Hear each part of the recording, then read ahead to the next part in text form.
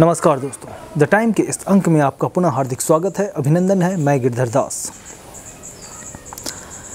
किसानों का आंदोलन लगभग साल भर होने को है, या यूं कहें कि साल भर पूरे हो चुके हैं। इन साल भर के संघर्षों में किसानों ने अपने आप को सरकार के सामने ये दिखला दिया है कि किसानों में कितनी हिम्मत है, कितना जज्बा है कि वो हर कठिनाई का सामना करने के लिए और हर परिस्थिति का सामना करने के लिए वो हमेशा तत्पर रहती हैं। वो चाहे किसी भी स्थान को घर बनाना हो,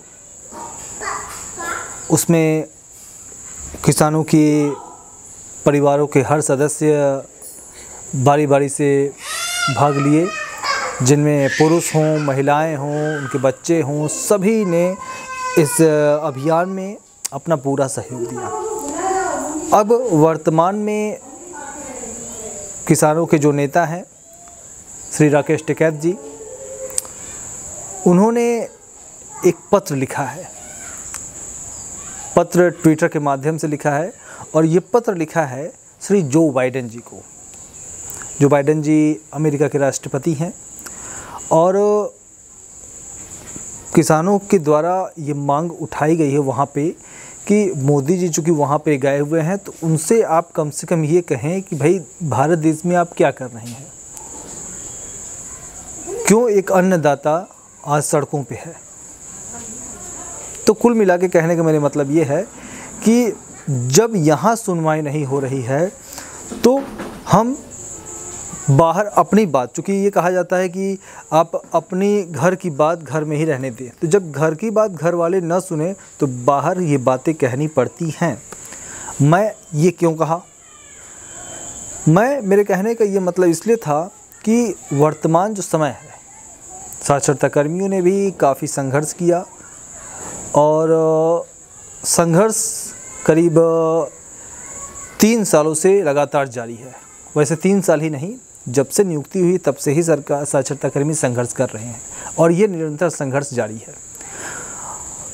तो चूँकि साक्षरता कर्मियों के द्वारा प्रधानमंत्री महोदय को लेटर देना हो या फिर राज्य के जो मुख्यमंत्री हैं उनको लेटर देना हो या जो भी छोटे प्रतिनिधि हैं उनको लेटर देना हो, हर तरह से उन्होंने प्रयास करके देख लिया। अब प्रेरक भी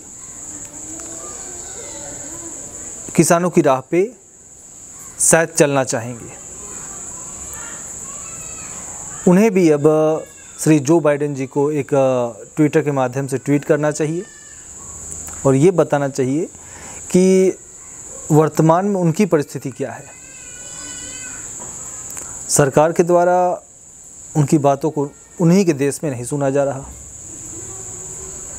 तो कम से कम प्रधानमंत्री जी से अगर वो आएँ तो कम से कम ये रिक्वेस्ट करें कि भाई आप ही के देश में इतने लोग हैं जो आज उनका पैसा बाकी है, उनकी नौकरी को छीन लिया गया है और आप भली बात ही जानते हैं कि जो कोविड महामारी है उसकी वजह से कितने लोग आज निराश्रित हो गए हैं। उनके पास कोई रोज़गार का साधन नहीं रह गया, जिसके पास था वो भी छिन गया, जिनमें साक्षरता कर्मी भी एक हैं। तो मेरा कहने का मतलब यही है कि जब अपने घर का कोई व्यक्ति, अपने घर का जो गार्जियन है, अगर वो बातें नहीं सुने तो अंततः स्थिति या परिस्थिति ये बन जाती है कि पड़ोसियों को इसमें दखल देना पड़ता है। पड़ोसी को आप गलत नज़रिए से न देखें, पड़ोसी भी हितैषी होता है। कम से कम हो सकता है कभी कभार बाहर वाले की बातें ही समझ में आ जाती। हो सकता है कि जो बाइडेन साहब अगर इस बात को कहें, किसानों की बातों को कहें या फिर प्रेरकों की बातों को कहें, तो हो सकता है माननीय प्रधानमंत्री जी उनकी बातों को माने और प्रेरकों का जो मानदेय है और जो उनका नवीनीकरण है वो कराएं। तो मेरे प्रेरक बंधुओं, अगर आपको यह वीडियो पसंद आया हो प्लीज़ इसे लाइक करें, शेयर करें और चैनल को सब्सक्राइब करना ना भूलें, ताकि इस तरह की जो भी तथ्यात्मक खबरें हों हम आप तक लाने का पूरा प्रयास करें। इसी के साथ धन्यवाद, नमस्कार, जय हिंद, जय भारत।